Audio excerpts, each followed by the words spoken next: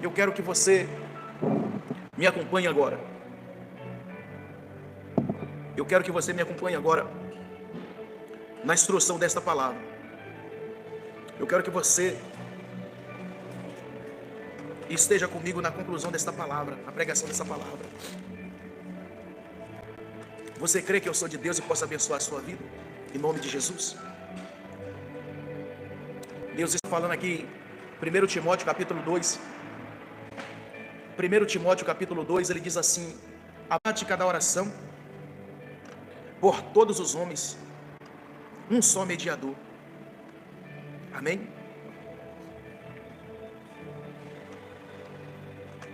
Diga glória a Deus. E diz assim a palavra do Senhor: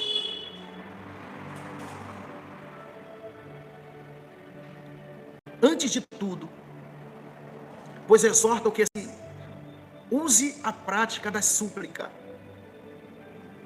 Está vendo? Antes de tudo, antes de tomar qualquer decisão, é 1 Timóteo capítulo 2, amém? Deus está falando com você, Deus está falando comigo agora. Antes de tudo, antes de tomar qualquer atitude, qualquer decisão que te eleva a conquistar, ou mesmo que te eleva a fazer qualquer coisa, antes de tudo você deve suplicar. Você deve suplicar. Está vendo? É súplicas, orações, intercessões, ação de graça em favor de todos os homens. Diga glória a Deus. A oração que você faz, simplesmente ela não pode ser totalmente direcionada para você. Pastor, mas por que você está falando isso? Ou pastor sonhador que seja, por que você está falando? Porque de repente você está magoado com alguém, ou você se decepcionou com alguém. Nem por isso você vai deixar de orar por essa pessoa, porque a sua oração, a sua súplica, a sua ação de graça, quer dizer, ação de graça é você fazer favor. Amém? O seu favor, se você puder ajudar, você vai ajudar todos os homens sem acepção.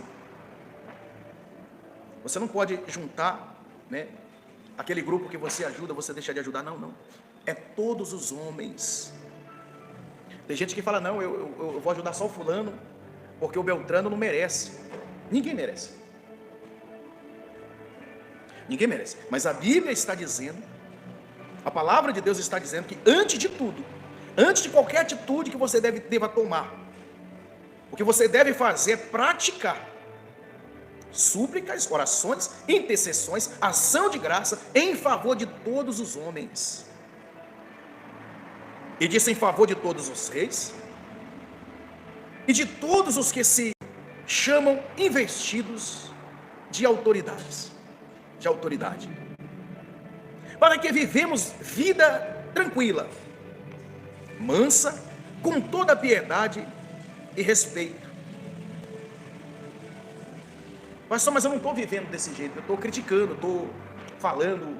Então a partir de hoje você passe a orar, em vez de criticar, falar. Porque isso aqui é a palavra de Deus que está mandando eu, mandando você. Nós temos que orar, nós temos que interceder. É muito fácil você criticar alguém que está agindo de maneira errada, de maneira incorreta. Difícil é você orar por ele ou por ela, para Deus mudar a vida dessa pessoa. Eu não era bom, você também não era bom.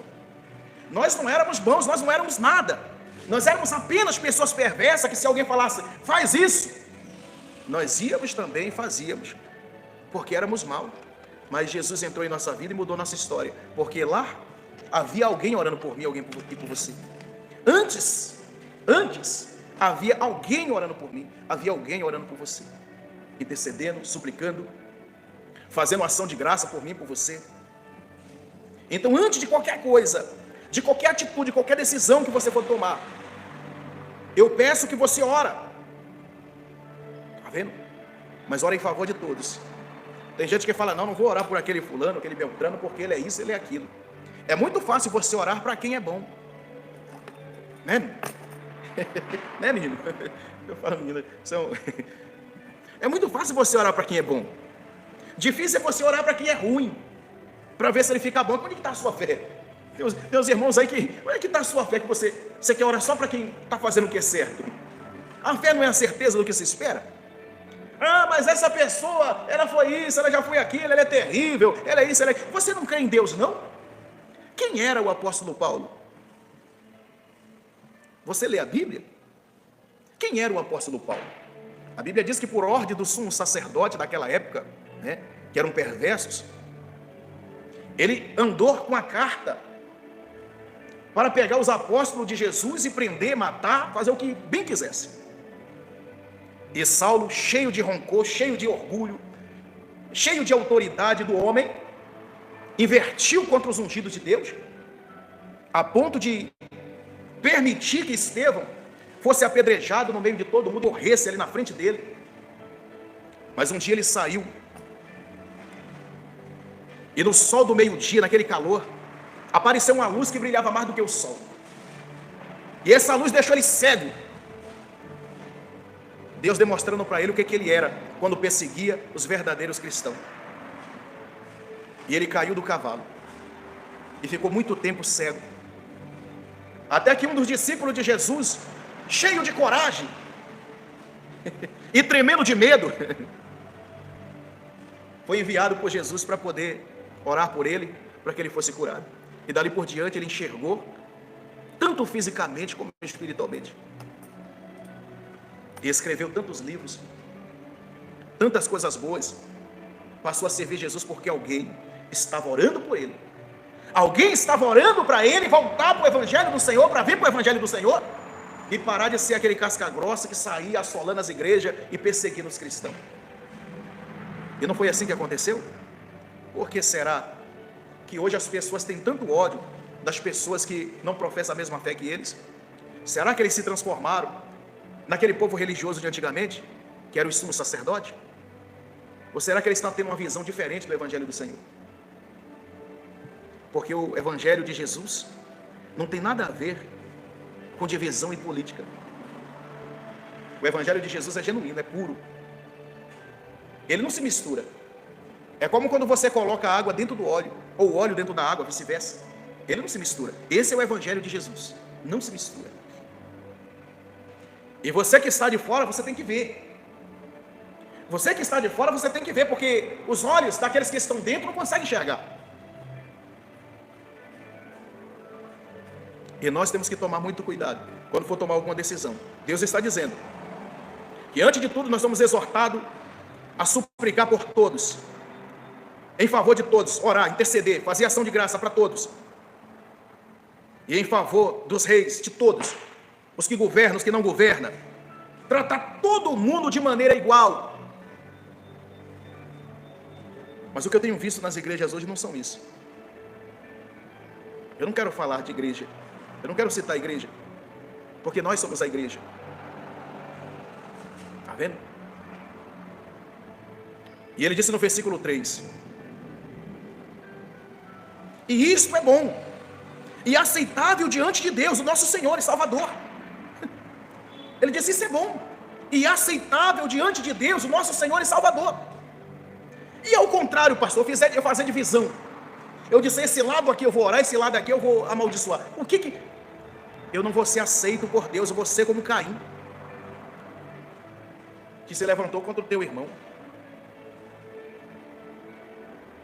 Eu tenho que fazer a obra de Abel, que foi um verdadeiro pastor de ovelha, que até hoje se fala e o sangue dele clamou e Deus fez justiça por ele.